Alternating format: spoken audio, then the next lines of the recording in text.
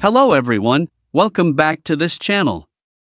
In this video, I will show you the easy and clear steps on how to turn on Move Start Tax to Top in Microsoft To Do on Android.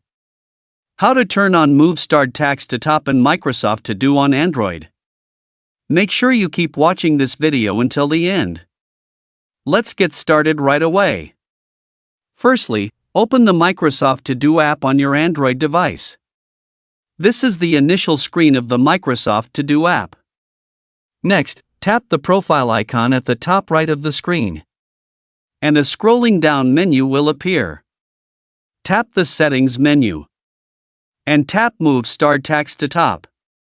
So that's it, tutorial how to turn on Move Start Tax to Top in Microsoft To Do on Android. Thank you for watching.